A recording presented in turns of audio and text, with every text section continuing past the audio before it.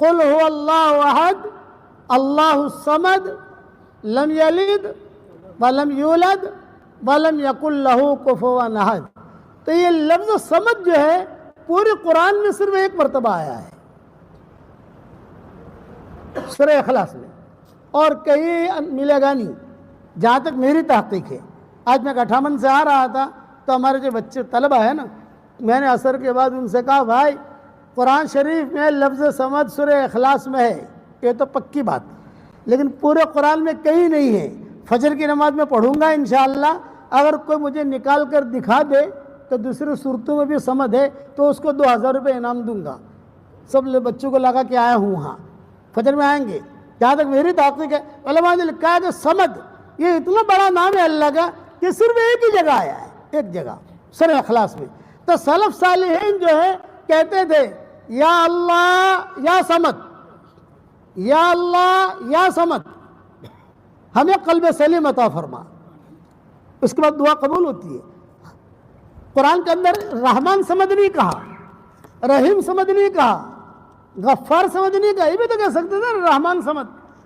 بے اللہ جب صمد کے آگے نام لانا تھا تو ودود صمد کہہ سکتے تھے. یہ تو قافیہ ہی ملتا ہے، ودود صمد، شکور صمد، رحمان صمد، رحیم صمد، غفور صمد، کچھ نہیں.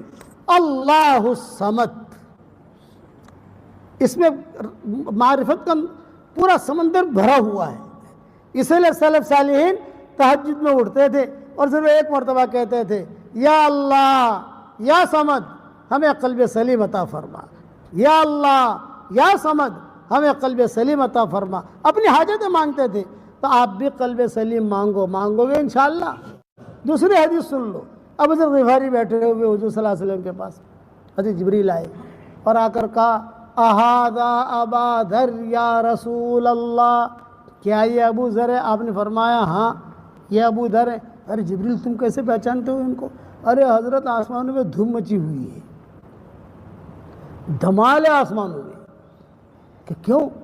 سورہ اخلاص بہت پڑھتا ہے یہ، اللہ کو معلوم ہے یہ اللہ کا نسب نامہ ہے. جب حضرت مشرکین مکہ نے پوچھا تھا کہ محمد تمہارا نسب نامہ ہم جانتے ہیں، تمہارے باپ وہ تھے، تمہاری ماں وہ تھی، تمہارے دادا وہ تھے، تو اللہ اللہ تم کرتے ہو تو انصب لنا ربک، تم اللہ کا نسب نامہ بیان کرو. یہ آیت نازل ہوئی، یہ سورت نازل ہوئی، سورہ اخلاص. ہاں، اور پھر جو ہے حضرت جبریل جب لے کر آئے تو سارے فرشتے کہنے لگے ارے بھائی اتنی عزت کے ساتھ کیا لے جا رہے؟ کیا یہ فرمایا یہ اللہ کا نسب نامہ ہے، اللہ کا نسب نامہ لے کے جا رہا ہوں. اسی لیے صمد کا جملہ صرف سورہ اخلاص میں آیا اور کہیں نہیں آیا. اللہ الصمد، اور اللہ اور صمد ملایا، رحمت اور صمد نہیں ملایا، رحیم اور صمد نہیں ملایا. وہ تو میرے بیان میں انشاءاللہ آ جائے گا، یہ میری تفسیر جب چھپے گی اللہ تعالیٰ توفیق دے گا اس کے اندر ہم لکھ دیں گے. لیکن اب پڑھو یا اللہ یا صمد کہہ کر دعا مانگو گے انشاءاللہ. ایک مرتبہ پڑھ لینے کا دن میں کیا فرق پڑتا ہے؟ اور سب کے لیے دعا مانگنے کا یا اللہ یا صمد تیری مخلوق میں سے جو پریشان ہے اس کی پریشانی دور کر، جس کی جو حاجت ہے اس کی حاجت پوری کر. تو فرشتہ کیا کہے گا؟ اللہ تعالیٰ تیری پریشانی بھی دور کرے، تیری حاجت بھی دور کرے. اللہ تعالیٰ سے ہم یہ سوال کریں کہ اللہ تعالیٰ آپ کو کیا پسند ہے؟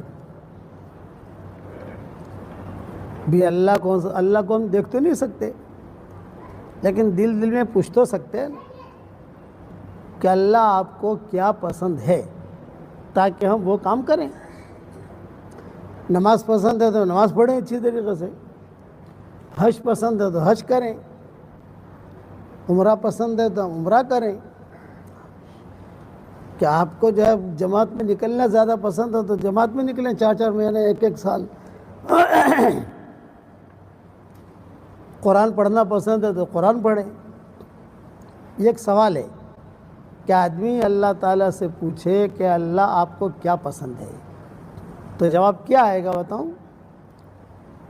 کہ نماز پسند تو ہے لیکن اتنی زیادہ نہیں. جماعت میں نکلنا، چلہ دینا، چلہ دینا بھی اچھا ہے لیکن ٹاپ نہیں ہے. حج کرنا، عمرہ کرنا یہ بھی پسند ہے لیکن یہ ٹاپ نہیں ہے. یہ کہا کہ جو قرآن پڑھنا یہ بھی پسند ہے، قرآن پڑھنے والے سے اللہ بات کرتا ہے، لیکن ٹاپ نہیں ہے۔ ٹاپ اگر چاہیے تو اللہ کو کیا پسند ہے؟ اللہ تعالیٰ کو اچھے اخلاق پسند ہے۔ دل سے آدمی اچھے اخلاق لوگوں کے ساتھ برتے۔ حدیث میں آتا ہے کہ حشر کے میدان میں اللہ تعالیٰ اس آدمی کی طرف دیکھے گا بھی نہیں۔ دائیں طرف سے آئے گا اللہ تعالیٰ یوں کر لیں گے، یہاں آئے گا تو اللہ یوں کر لیں گے۔ اللہ کا بارہ میں طاقت تو کھرا اللہ دیکھے گا بھی نہیں، چاہے جتنی نمازیں پڑھی ہوں، چاہے جتنے حج کیے ہوں، چاہے جتنے چلے دیے ہوں، چاہے جتنے عمرے کیے ہوں، جتنی مساجد بنائی ہو، اللہ دیکھے گا بھی نہیں۔ پوچھا گیا بدبخت کون ہے وہ ایسا آدمی کہ جسے اللہ دیکھے گا بھی نہیں، حالانکہ کام سارے کیے ہیں؟ تو کیا فرمایا کہ اس آدمی کی طرف، اس عورت کی طرف اللہ نہیں دیکھے گا، چاہے کتنا ہی دیندار دنیا میں کیوں شمار نہ ہوتا ہو۔ کون ہے وہ بدبخت آدمی؟ یوں فرمایا کہ جس کی بد زبانی سے، جس کی بد اخلاقی سے، جس کی بد کلامی سے لوگوں نے اس سے ملنا جلنا چھوڑ دیا ہو۔ بعض لوگ ہوتے ہیں نا کہ یار اس سے مت ملو، ان کو ہوگا تو 10 سنائے گا اپنے کو، یہ آتا ہے روایتوں میں۔ اس لیے اللہ تعالیٰ کو اخلاق یہ سب سے زیادہ پسند، بد اخلاقی یہ سب سے زیادہ ناپسند۔ حضور صلی اللہ علیہ وسلم کو جو تعریف کی اللہ تعالیٰ نے، یہ تعریف نہیں ملے گی کہ آپ بہت اچھی نماز پڑھتے ہیں، قرآن میں کوئی آیت نہیں ملے گی آپ کو۔ آپ بہت اچھا قرآن پڑھتے ہیں، قرآن شریف میں کوئی آیت نہیں ملے گی۔ آپ کا حج بہت اچھا ہے، قرآن میں نہیں ملے گا آپ کو۔ کہ آپ کا عمرہ کہ بہت اچھا ہے، یہ نہیں ملے گا کہیں۔ حالانکہ تہجد بھی پڑھتے تھے، نماز بھی پڑھتے تھے، اللہ کے راستے میں بھی جاتے تھے، لیکن آپ کے اخلاق کی تعریف ملے گی۔ وَإِنَّكَ لَعَلَىٰ خُلُقٍ عَظِيمٍ، نبی جی آپ تو بہت اونچے اخلاق پر ہیں۔ اس لیے اخلاق سیکھو، اور اخلاق میں سب سے پہلی آتی ہے کیٹیگری خدمت کی۔ دیکھو ایک پوائنٹ بتاتا ہوں، کوئی مولوی بتائے گا نہیں آپ کو۔ ہماری شریعت میں جتنی نیکیاں ہیں ان سب کو اگر قبول کرانا ہو تو 100% اخلاص لائیے آپ۔ 100% کوائف جسے کہتے ہیں ہمارے ہاں، کہ آپ کی جماعت جاری ہے فلاں جگہ بن کے کوائف کیا ہے، میں کتنی مرتبہ چلہ لگایا، کتنی مرتبہ 3 چلے لگائے، برابر عمومی گشت میں شریک ہوتے نہیں ہوتے، مہینے کے 3 دن لگتے تب جا کر ان کا رخ ملتا ہے، خاص طور سے فوراً بھیجنے والوں کے لیے۔ ہر نیکی کے لیے 100% کوائف کی ضرورت ہے۔ نماز قبول کرانی ہے 100% کوائف لائیے آپ، روزہ قبول کرانا ہے 100% کوائف لائیے آپ، حج قبول کرانا ہے 100% کوائف لائیے۔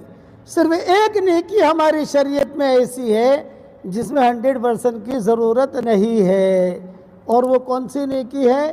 خدمت۔ 0 بھی ہوگا نا، خدمت بھی قبول ہوگی۔ بدکار عورت نے صرف پانی پلایا کتیا کو، مغفرت ہو گئی۔ اب وہ دیندار نہیں تھی، وہ بدکار عورت تھی، خالی کتے کو پانی پلایا۔ یہ اتنی اونچی چیز ہے، خدمت، اخلاق، کسی کے ساتھ اچھا برتاؤ کرنا، کسی کو اچھی باتیں بتانا، کسی کے ساتھ میٹھی زبان سے بولنا۔ یہ نہیں میٹھی زبان سے بولے اور دل میں کچرا بھرا ہوا ہو۔ اللہ کو سب معلوم ہے کس کے دل میں کیا ہے۔ اِنَّهُ عَلِيمٌ بِذَاتِ الصُّدُورِ۔ علماء نے لکھا ہے کہ خدمت کرنے کی کئی قسمیں، اخلاق کی کئی قسمیں۔ بھئی قسم ہے کہ مال دے دو کسی کو، آدمی ہر آدمی مال نہیں دے سکتا، خود کمزور ہے، تو میں چلو اس کے لیے کوئی ادنا درجہ خدمت کا اور ادنا درجہ اخلاق کا، یہ ادنا سے ادنا درجہ کہ آدمی اس کے لیے دعا کرے۔ یہ تو کر سکتا ہے کہ نہیں، کہ اس میں پیسہ لگتا ہے. آپ نے فرمایا کہ بعض بخیل ایسے ہوتے جو دعا بھی نہیں کرتی، اور جب دعا مانگو قبول کی جائے تو یہ بد اخلاق ہے. اللہ کو بد اخلاق پسند نہیں. اخلاق والا مرد، اخلاق والی عورت، یہ اللہ کو پسند ہے. حضور صلی اللہ علیہ وسلم نے اخلاق پر تقریر نہیں کی، حدیث بیان کی، یہ کرو یہ کرو یہ کرو، اور لیکن اخلاق خود برتے حضور صلی اللہ علیہ وسلم نے. فَبِأَيِّ آلَاءِ رَبِّكُمَا تُكَذِّبَانِ جب پڑھتے حضور صلی اللہ علیہ وسلم تو جنات یہ جواب دیتے. اچھا، حضور صلی اللہ علیہ وسلم نے یہی صورت واپس آ کر صحابہ کو سنائی تو صحابہ جو ہے سارے کے سارے سنتے رہے، کسی نے کوئی جواب نہیں دیا. جب آپ نے پوری صورت پوری کر لی تو آپ نے فرمایا تم سے تو جنات اچھے ہیں، تم سے تو جنات اچھے. ہر مرتبہ یہ کہتے رہے. فَبِأَيِّ آلَاءِ رَبِّكُمَا تُكَذِّبَانِ میں پڑھتا تو جواب میں کہتے ارے اللہ تیرے احسانات تو ہم پر اتنے ہیں کہ ہم تو تیرے احسانات کے نیچے دبے ہوئے ہیں. پھر حضور نے کہا جب تم سورہ رحمان پڑھو اور فَبِأَيِّ آلَاءِ رَبِّكُمَا تُكَذِّبَانِ پر پہنچو اور آخر میں جب پہنچو، نماز میں نہیں عام جیسے پڑھتے ہیں، تو یہ کہہ دیا کرو. وہ ساری کی ساری تفصیل میں نے واٹس ایپ کے سبقوں میں اور اپنی کتابوں میں لکھ بھی دی ہے، واٹس ایپ کے سبقوں میں بیان بھی کر دیے اور بیانوں میں بھی کہہ دیے. اب جناتوں کے متعلق کچھ سن لو. آپ صلی اللہ علیہ وسلم نے تقریباً 6 بیان کیے ہیں جناتوں میں، اور جناتوں نے جتنا حضور صلی اللہ علیہ وسلم کا ساتھ دیا اتنا انسانوں نے نہیں دیا. انسان تو جو ہے لڑائی پر آ گئے، احد میں لڑائی پر آ گئے، بدر میں لڑائی پر آ گئے، خندق میں لڑائی پر آ گئے، مخالفتیں کی. جناتوں نے مخالفتیں نہیں کی، بات مان لی جناتوں نے. کہ جب پتہ چلا کہ دنیا میں کچھ ہوا ہے تو یہ سارے کے سارے جنات جو ہے وہ ڈھونڈنے کے لیے نکلے کہ دنیا میں کچھ ہوا ہے. چاند کے 2 ٹکڑے بھی ہو گئے اور کچھ فضائیں بھی کچھ الگ الگ ہیں. تو وادی نخلا میں جب پہنچے تو حضور صلی اللہ علیہ وسلم وہاں فجر کی نماز پڑھا رہے تھے اور جناتوں نے پیچھا کر آ رہے. یہی ہے معاملہ، جو معاملہ ہے دنیا بھر میں وہ یہی ہے. اسی وجہ سے سارا دنیا کا نظام بدلا ہوا ہے. خالی مکہ مدینہ کا نظام نہیں، ساری دنیا کا نظام بدلا ہوا یہی ہے. تو جنات جو ہے وہ چپکے سے سن کر چلے گئے، حضور سے ملے نہیں. آپ صلی اللہ علیہ وسلم نے نماز پڑھا کر فارغ ہوئے تو قرآن کی آیتیں نازل ہوئی. وَإِذْ صَرَفْنَا إِلَيْكَ نَفَرًا مِّنَ الْجِنِّ يَسْتَمِعُونَ الْقُرْآنَ فَلَمَّا حَضَرُوهُ قَالُوا أَنصِتُوا فَلَمَّا قُضِيَ وَلَّوْا إِلَىٰ قَوْمِهِمْ مُنذِرِينَ قَالُوا يَا قَوْمَنَا إِنَّا سَمِعْنَا. یہ جناتوں نے کہا. جب جنات پہنچے تو جو جنات کا سردار تھا اس نے کہا خاموش رہو خاموش رہو خاموش رہو، سنو سنو سنو کیا پڑھ رہے ہیں. بس انہوں نے سنا، قرآن سنا، سنتے ہی جو ہے واپس بھاگے اور اپنے جو بڑا بادشاہ تھا یا جو بڑا آدمی تھا ان کا، ان نے جا کر کہا کہ دیکھو یہ ایسی باتیں ہوئی ہیں. تو کئی جن جو ہے حضور کو دیکھے بغیر بھی مسلمان ہو گئے. تو یہ امام صاحب نے جو نماز پڑھی اس پر میں قصہ پڑھائی، اس پر میں قصہ سنا رہا ہوں جناتوں پر. تو حضور صلی اللہ علیہ وسلم کے پاس باقاعدہ تاریخ لینے آتے تھے. جیسے تاریخ دی جاتی ہے نا، ابھی بنگلور جانا ہے، کون سے تاریخ میں جائیں گے، کیا کریں گے، کیا. تو آپ کے پاس بھی ٹائم لینے آتے تھے. 3 بیان مکہ مکرمہ میں ہوئے، 3 بیان مدینہ منورہ میں ہوئے. حضور صلی اللہ علیہ وسلم جاتے تھے بہت اہتمام کے ساتھ اور بہت اہتمام کے ساتھ بیان فرماتے تھے. روایتوں میں ہے کہ ایک مرتبہ حضور صلی اللہ علیہ وسلم نے مدینہ میں اعلان کیا اصحاب صفہ میں، اور اصحاب صفہ میں یہ اعلان کیا کہ بھی اصحاب صفہ کا مطلب یہ کہ بھوکے لوگ ہوتے تھے بیچارے، فاقے ہوتے تھے ان پر. تو آپ نے اعلان کیا میرے گھر پر آج کچھ کھانے کا چیزیں آ گئی ہیں تو تم لوگ آ جاؤ کھانا کھا لو. یہ حدیثوں میں آتا ہے. تو سارے کے سارے گئے اور جا کر کھانا کھایا, خوش ہو گئے. حضور صلی اللہ علیہ وسلم جب مسجد میں آئے تو عبداللہ بن مسعود بیٹھے ہوئے تھے. آپ نے کہا کہ ارے عبداللہ تم کھانے کے لیے نہیں آئے؟ تو عبداللہ بن مسعود نے کہا کہ حضرت آپ نے کہا تھا صفہ والے آوے, میں تو صفہ والوں میں ہوں نہیں, ہوں صفہ والوں جیسا ہی, یعنی فقیر ہوں, میرے پاس کھانے پینے کی چیزیں نہیں ہیں, لیکن میں صفہ والے لوگوں میں سے تو ہے نہیں, تو میں کیسے آؤں؟ آپ نے فرمایا ٹھیک ہے میں گھر جاتا ہوں, اگر کوئی چیز کہیں سے آ گئی تو میں تمہیں بلاتا ہوں. عبداللہ بن مسعود جو ہے بھوکے تھے اور بیٹھے ہوئے تھے کہ شاید کوئی چیز ہدیہ آئے گی تو حضور صلی اللہ علیہ وسلم بلائیں گے مجھے. اتنے میں حضور صلی اللہ علیہ وسلم کی باندی آئی اور اس باندی نے آ کر کہا کہ حضور یاد کر رہے تمہیں. عبداللہ بن مسعود کہتے ہیں میں خوش ہو گیا, آ گیا کھانا, چلو بھی اپنا بھی بھلا ہو گیا, پیٹ بھر کے کھاؤں گا. اب وہاں جب میں گیا تو کھانا تو تھا نہیں, لیکن حضور صلی اللہ علیہ وسلم اچھے کپڑے بدل کر, خوشبو لگا کر, تیار ہو کر, جیسے کسی جگہ جانا ہو تو آدمی تیار ہو کر سیٹ ہو کر نکلتا ہے, حضور صلی اللہ علیہ وسلم کسی کے انتظار میں باہر ہی کھڑے تھے. مطلب کہ کھانا نہیں ہے, حضور کے ساتھ جانا ہے. اب میں ٹینشن میں پڑ گیا کہ شاید حضور صلی اللہ علیہ وسلم کھانے کو کچھ کہتے, یہ تو کھانے کی میٹر ہے نہیں. آپ نے جو میرا ہاتھ پکڑا اور ہاتھ پکڑ کر کہا کہ چلو عبداللہ. اب ہاتھ جو حضور نے پکڑا تھا میں تو یہ نہیں کہہ سکتا حضرت بھوک لگی ہے, چل دیا. راستے میں چلتے چلتے حضور صلی اللہ علیہ وسلم نے فرمایا پتہ ہے کہاں جا رہے ہیں ہم؟ رات کا وقت تھا. نہیں حضرت, یہ کہا جناتوں میں بیان کرنے جا رہے ہیں. عبداللہ بن مسعود کہتے ہیں میری بھوک تو وہی ختم ہو گئی. جناتوں میں بیان کرنے جا رہے ہیں, آج کی ہماری تاریخ ہے. اب یہ کہ میں کس کو لوں تو تم بیٹھے ہوئے تھے تو تمہیں یاد آ گئے, میں کس اور کو لیتا, لیکن یہ کہ تمہیں یاد آ گئے. چلو لیکن دیکھو ایک بات یاد رکھنا, میں وہاں جا کر بیان کروں گا تو آپ کو عجیب عجیب شکلیں دکھیں گی. کسی کے دانت نکلے ہوئے ہوں گے, کسی کے سر کے اوپر سنگ ہوگا, اور کسی کے منہ میں سے آگ نکل رہی ہوگی. یہ ساری شکل حضور نے ساری بیان کی, عجیب عجیب شکلیں ہوں گی. تو تم جو ہے ایک تو گھبرانا مت, اور دوسرا کہ میں دائرہ بنا کر تمہیں بٹھاؤں گا, وہ اس سے نکلنا مت. ارے حضرت گھبرانا مت, میں ایسی شکلیں دیکھوں گا تو انسان ہے, فطری چیز ہے, کبھی گھبرانا مت. حضرت آپ نے فرمایا دیکھ میں ایک دائرہ بناؤں گا, اس دائرے میں میں بھی رہوں گا, اس دائرے میں تو بھی رہنا, اور اس دائرے سے تو نکلنا مت, بس تیرا کام یہ ہے.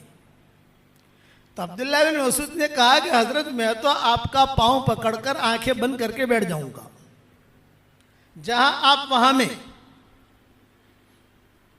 آپ کو چک لے گئے تو مجھے بھی لے جائیں گے, اور اگر آپ کا اکرام کیا تو میرا بھی اکرام کریں گے, لیکن میں تو آپ کا پاؤں پکڑ کے بیٹھ جاؤں گا. اس پر حضور صلی اللہ علیہ وسلم نے کئی باتیں جناتوں میں کہی, کئی باتیں کہی.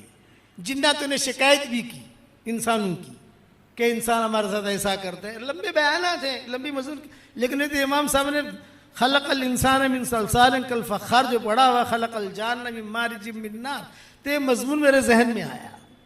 حالانکہ کئی سالوں سے میں نے مضمون بیان نہیں کیا ہے. تو جنات نے حضور صلی اللہ علیہ وسلم کا بہت احترام کیا. عبداللہ بن مسعود کہتے تھے کہ سارے کے سارے ایسے دھیان سے سنتے تھے کہ انسان نہیں سنتے. انسان تو کبھی یہاں دیکھے گا, کبھی پانی لائے گا, کبھی بھائی کیا ہوا دیکھ ذرا, اشارہ کرے گا, وہاں کچھ نہیں. اسی لیے جناتوں کا حضور صلی اللہ علیہ وسلم بہت بیان کرتے تھے اہتمام کے ساتھ. آپ صلی اللہ علیہ وسلم کو جب طائف حضور صلی اللہ علیہ وسلم تشریف لے گئے تو طائف والوں نے نکالا, مکہ سے نکل گئے, طائف والوں نے نکالا. اب جو بیچ میں آ گئے, طائف جا نہیں سکتے. طائف والوں نے کہہ دیا ہم نے نکال دیا, تم یہاں مت آنا. مکہ والے کہتے تھے کہ ہمارے یہاں سے ایگزٹ ہو گئی, اب تم داخل نہیں ہو سکتے. تو بیچ بیچ میں رہے حضور صلی اللہ علیہ وسلم.